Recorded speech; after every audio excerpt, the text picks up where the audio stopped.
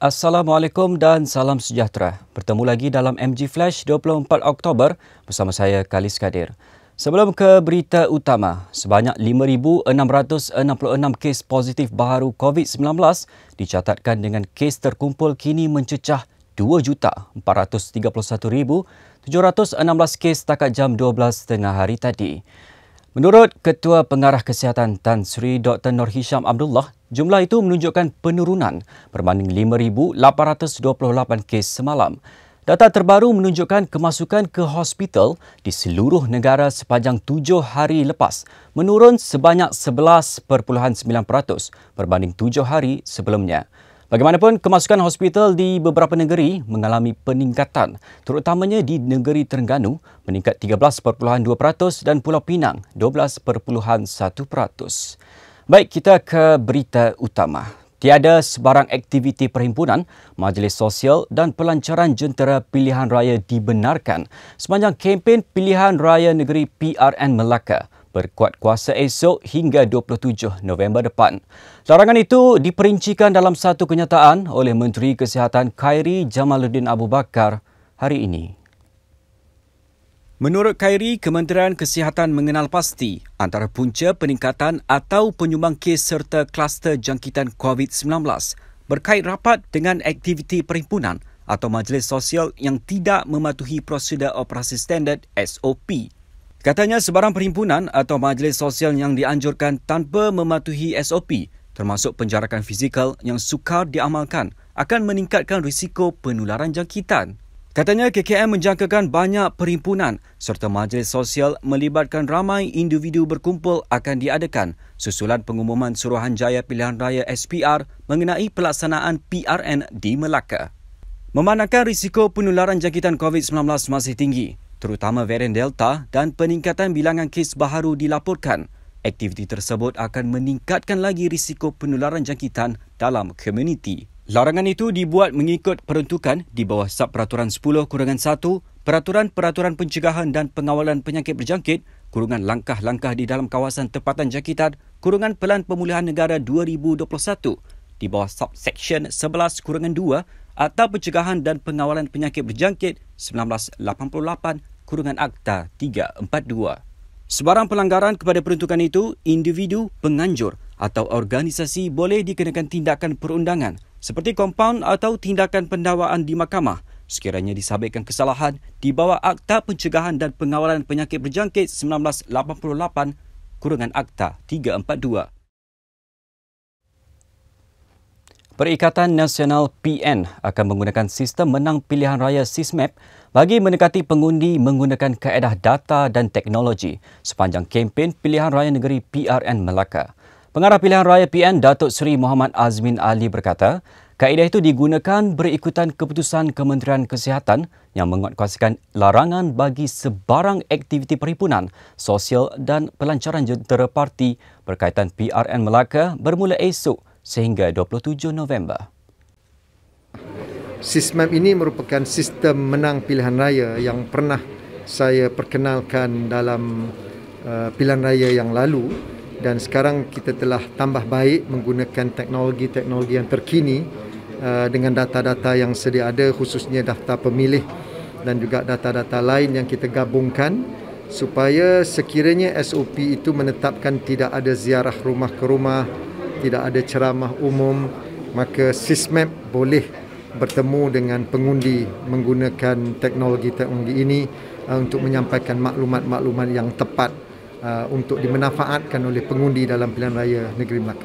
Okey. Datuk Seri Muhammad Azmin berkata demikian ketika ditemui Malaysia Gazette selepas menghadiri program latihan gerak kerja sistem menang pilihan raya di Alur Gajah, Melaka hari ini. Terdahulu, Menteri Kesihatan Khairi Jamaluddin Abu Bakar dalam satu kenyataan berkata, larangan tersebut bagi mengurangkan risiko penularan jangkitan COVID-19 dan peningkatan kes secara mendadak akibat aktiviti berkenaan. Dalam pada itu, Muhammad Azmin berkata PN sudah bersedia untuk menghadapi pelaksanaan prosedur operasi standard SOP baharu itu dan sentiasa akur demi melindungi dan menjaga kesihatan rakyat. Masih belum terlambat untuk UMNO mengadakan kerjasama dengan mana-mana pihak. Meskipun tarikh penamaan calon pilihan raya negeri PRN Melaka yang kini berbaki 2 minggu lagi. Setiausaha Agung UMNO Datuk Seri Ahmad Maslan berkata, parti kini hanya menunggu keputusan Majlis Tertinggi UMNO MT untuk dimuktamadkan dan untuk itu satu mesyuarat MT akan diadakan Khamis ini. Menurut Ahmad Maslan, setakat ini parti hanya memuktamadkan soal jentera parti, manakala isu calon dan dengan siapa UMNO hendak berunding masih belum dimuktamadkan. Beliau berkata demikian kepada pemberita selepas meninjau persiapan Bilik Gerakan Barisan Nasional BN Pusat Daerah Mengundi PDM Bukit Terendak di Sungai Udang, Melaka hari ini. Turut hadir Timbalan Pengurusi Badan Perhubungan UMNO Negeri Datuk Seri Muhammad Ali Muhammad. Suruhanjaya Pilihan Raya SPR menetapkan tarikh mengundi PRN Melaka pada 20 November, manakala penamaan calon pada 8 November dan undi awal 16 November. PRN Melaka diadakan susulan pembubaran DUN Melaka pada 4 Oktober lepas apabila 4 ahli Dewan Undangan Negeri ADUN bertindak menarik sokongan terhadap kepimpinan Ketua Menteri Datuk Seri Sulaiman Mat Ali. 4 bekas ADUN berkenaan ialah Datuk Seri Idris Harun, BN Sungai Udang, Datuk Nur Azman Hassan, BN Pantai Kundur, Datuk Nur Hizam Hassan Bakti, Bebas Pengkalan Batu dan Datuk Nur Effandi Ahmad, Bersatu Teluk Mas. Mesyuarat UMNO Cawangan Klebang Kecil di Klebang kecoh selepas kemunculan bekas ahli Dewan Undangan Negeri ADUN Sungai Udang, Datuk Seri Idris Harun dalam majlis itu. Kejadian itu berlaku kira-kira jam 10.41 pagi ketika ahli-ahli UMNO Cawangan mula hadir sebelum mesyuarat bermula di kediaman bekas Ketua Menteri Melaka itu. Keadaan mula kecoh apabila ada antara ahli jawatankuasa UMNO yang mempersoalkan lokasi mesyuarat diadakan. Menurut Ketua UMNO bahagian Tangga Batu, Datuk Seri Muhammad Ali Muhammad, tindakan Datuk Seri Idris itu disifatkan seperti gila talak meskipun keahlian UMNO-nya telah terlucut. Awani melaporkan Datuk Seri Muhammad Ali berkata, apa yang dilakukan oleh Datuk Seri Idris amat luar biasa. Seolah-olah beliau tidak faham bahawa mesyuarat Agung UMNO mesti dihadiri ahli UMNO. Bercakap dalam sidang media di kediamannya di Klebang pada hari ini, Muhammad Ali berkata, tindakan Datuk Seri Idris juga dilihat hanya merendahkan nilai diri bekas Ketua Menteri Melaka itu selepas menarik sokongan daripada kerajaan negeri sebelum ini. Selain memberikan ucapan, Muhammad Ali berkata beliau diberi taklimat berlaku sedikit pergelutan antara Datuk Seri Idris dan Setiausaha UMNO bahagian Tangga Batu, Datuk Abdul Latif Muhammad. Mesyuarat UMNO Cawangan Klebang Kecil itu bagaimanapun ditangguhkan susulan kejadian terbabit. Pengoperasian Institusi Pendidikan Bawah Kementerian Pendidikan KPM bagi negeri Johor dan Terengganu akan bermula dengan mengikut ketetapan fasa 4 Pelan Pemulihan Negara PPN pada 7 November ini. KPM dalam kenyataan hari ini memaklumkan pengoperasian itu akan melibatkan kemasukan bagi murid tahap 1 iaitu tahun 1, 2 dan 3. Sekolah rendah serta murid tingkatan 3 dan tingkatan 4 sekolah menengah. Manakala institusi pendidikan swasta yang berdaftar bawah KPM akan beroperasi mengikut takwim masing-masing. Bagaimanapun, menurut kenyataan itu, berikutan 7 November adalah cuti tambahan yang diperuntukkan dalam takwim KPM sempena perayaan Deepavali. Maka sekolah kerajaan bawah KPM di kedua-dua negeri hanya akan memulakan operasinya pada 8 November. Kehadiran murid tahap 2 iaitu tahun 4, 5 dan 6, sekolah rendah serta kelas peralihan tingkatan 1 dan tingkatan 2 sekolah menengah bagi kedua-dua negeri itu pula akan bermula pada 14 November. Kenyataan KPM itu susulan pengumuman Perdana Menteri Datuk Seri Ismail Sabri Yaakob Jumaat lepas mengenai peralihan fasa PPN bagi Johor dan Terengganu ke fasa 4 PPN berkuat kuasa esok. KPM menjelaskan penetapan pengoperasian institusi pendidikan bawah kementerian itu akan mengikut fasa baharu yang akan dilaksanakan selepas 2 minggu daripada tarikh peralihan fasa di sesebuah negeri. Sehubungan itu, menurut KPM pada masa ini, pengoperasian institusi pendidikan di Johor dan Terengganu adalah berdasarkan ketetapan fasa 3 PPN sehinggalah ia beralih kepada fasa seterusnya pada 7 November. KPM menyarankan agar ketetapan yang dibuat itu turut terpakai di semua institusi pendidikan yang tidak berdaftar dengan KPM termasuk institusi pendidikan bawah kerajaan negeri. Seorang pemandu lori dan seorang pemandu kenderaan persendirian ditahan selepas didapati memandu di bawah pengaruh dadah jenis heroin dan ganja di Plaza Tol Skudai arah selatan di Johor Bahru hari ini. Ketua Polis Johor Datuk Ayub Han Maidin Piche berkata, pemandu lori itu merupakan lelaki tempatan berusia 40 tahun ditahan pada pukul 9 pagi tadi setelah menjalani ujian air kencing menerusi UPS bersepadu kenderaan perdagangan di Plaza Tol berkenaan. Katanya individu terbabit memandu lori seberat 5 tan tanpa muatan dari Muar Menghala ke Pasir Gudang bersendirian dipercayai mengambil dadah dan dalam keadaan hayal serta separuh sedar ketika ditahan. Hasil pemeriksaan pihaknya turut menemukan sejumlah dadah jenis heroin dalam bungkusan plastik di dalam beg individu terbabit dan mengaku dadah itu kepunyaannya. Beliau berkata demikian dalam sidang media selepas menyertai UPS bersepadu kenderaan perdagangan di Plaza Tol Skudai. Sementara itu, beliau berkata pihaknya turut menahan seorang lagi lelaki tempatan berusia 25 tahun yang dikesan positif ganja selain menemukan ketulan mampat ganja di dalam sebuah beg. Datuk Ayub Han berkata individu terbabit yang mempunyai sebuah kedai menjual ikan perhiasan memandu kenderaan persendirian jenis Ford Ranger itu dalam perjalanan dari Taman Seri Keluang Menghala ke Taman Ungku Tun Aminah sebelum ditahan di Plaza Tol tersebut. Dua lelaki itu akan dibawa ke Ibu Pejabat Polis Daerah IPD Kulai dan kes disiasat mengikut Seksyen 12-2 Akta Dadah Berbahaya 1952 dan Seksyen 6 Akta Sama. Ayub Han berkata UPS bersepadu kenderaan perdagangan itu dilakukan bermula 8 pagi tadi dengan disertai 51 anggota daripada Jabatan Siasatan Jenayah Narkotik, Jabatan Alam Sekitar, Plus Malaysia Berhad Plus dan Unit Peronda Lebuhraya EMPV Bukit Aman. Katanya sebanyak 93 saman dikeluarkan atas pelbagai kesalahan menerusi 152 kenderaan yang diperiksa dalam operasi itu. Kementerian Kewangan akan mempertimbangkan cadangan peruntukan kit ujian air liur bagi pengesanan COVID-19 kepada mangsa banjir sebelum memasuki Pusat Pemindahan Sementara PPS. Timbalan Menteri Kewangan 1, Muhammad Shahar Abdullah berkata, pihaknya yang juga sebagai urus setia Pelan Pemulihan Negara PPN akan melakukan semak dan imbang dalam proses pelaksanaan terbabit.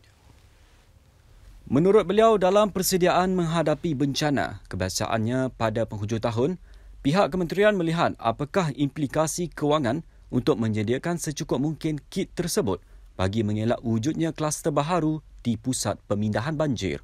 Beliau berkata demikian dalam sidang media siri Jelajah Bajet 2022 di Taman Eko Perniagaan Johor Bahru hari ini. Muhammad Shahar berkata dalam keadaan petunjuk ekonomi negara mula positif, kerajaan tidak mahu penularan pandemik COVID-19 merencatkan pertumbuhan ekonomi. Terdahulu media melaporkan NADMA mencadangkan pengesanan COVID-19 menggunakan kit ujian air liur kepada mangsa banjir sebelum memasuki Pusat Pemindahan Sementara, selain ujian turut dijalankan seminggu sekali kepada mangsa banjir. Kerajaan Sabah berharap segala kehendak dan tuntutan negeri itu yang termaktub dalam Perjanjian Malaysia 1963 MA63 diambil kira dalam pembentangan rang undang-undang RUU bagi meminda beberapa peruntukan Perlembagaan Persekutuan selaras MA63 pada sidang Parlimen dijadual bermula esok. Ketua Menteri Datuk Haji G. Noor berkata, Kerajaan Sabah telah memberi pandangan berhubung isu kedudukan dan tuntutan hak-hak Sabah selaras MA63 dalam mesyuarat khas yang diadakan pada 18 Oktober lepas. Justru, beliau berharap ia dapat direalisasikan. Menurut Datuk Haji G, pihaknya telah dimaklumkan rang undang-undang berkenaan akan dibentangkan Menteri di Jabatan Perdana Menteri, Parlimen dan Undang-Undang, Datuk Seri Dr. Wan Junaidi Tuanku Jaafar. Haji G berkata demikian ketika diminta mengulas kenyataan Wan Junaidi yang memaklumkan bahawa kerajaan akan meneruskan rancangannya untuk membentangkan RUU bagi meminda beberapa peruntukan dalam Perlembagaan Persekutuan selaras dengan MA63 di Parlimen Selasa depan. Semalam Wan Junaidi dalam kenyataan tersebut bagaimanapun berkata, bacaan kali kedua RUU itu akan dijadualkan semula ke tarikh lain daripada rancangan awal pada 28 Oktober bagi membolehkan Peguam Negara AG menjelaskan lebih lanjut cadangan pindaan kepada anggota Kabinet mengenai perkara itu. Terdahulu, Datuk Haji G merasmikan Karnival Kerjaya Urban Poor, peringkat negeri anjuran pertubuhan keselamatan sosial Perkeso Sabah yang menawarkan lebih 1,000 kekosongan jawatan dengan 15 majikan mengambil bahagian dalam program temuduga sempena karnival itu. Jenazah pengarah filem terkenal Allahyarham Mamat Khalid selamat dikebumikan di Tanah Perkuburan Islam Masjid Paloh, Ipoh Perak pada jam 2.25 petang.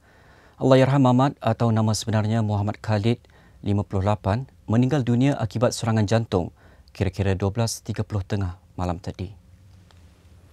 Jenazah Allahyarham sebelum itu dibawa ke kediamannya di Taman Ipoh Jaya Timur 1 pada 6 pagi tadi dan kemudiannya disembahyangkan di Masjid Jamik Idris Iskandar Shah 1, Sungai Rokam sebelum dikebumikan. Kira-kira 300 orang hadir memberi penghormatan terakhir kepada Allahyarham di tanah perkuburan berkenaan. Antara yang hadir menziarahi Allahyarham di kediamannya ialah Menteri Belia dan Sukan, Datuk Seri Ahmad Faizal Azumu serta beberapa rakan artis, antaranya Datuk Awi, Zul Arifin, Kir Rahman, Pekin Ibrahim, Nasrizal Ngasri dan Syahiril Azim. Sementara itu, anak ketiga Allahyarham, Muhammad Khalid Amin, 25, berkata bapanya bermain keyboard semasa membuat persembahan lagu Apokalips di kafenya di Sarang Art Hub di Tanjung Malim sebelum tiba-tiba tidak sedarkan diri kira-kira pukul 10.30 malam tadi. Menurut Muhammad Khalid Amin, Allahyarham sepatutnya memulakan penggambaran telefilm bertajuk Kampung Pisang Berbuah Dua Kali minggu depan. Dengan itu, sekian dahulu MG Flash buat masa ini. Teruskan bersama kami untuk mengikuti perkembangan terkini dari semasa ke semasa di platform media sosial Malaysia Gazette di Facebook, Twitter, Instagram dan YouTube atau melalui portal di www.malaysiagazette.com. Saya Khalis Kadir. Assalamualaikum dan salam hormat.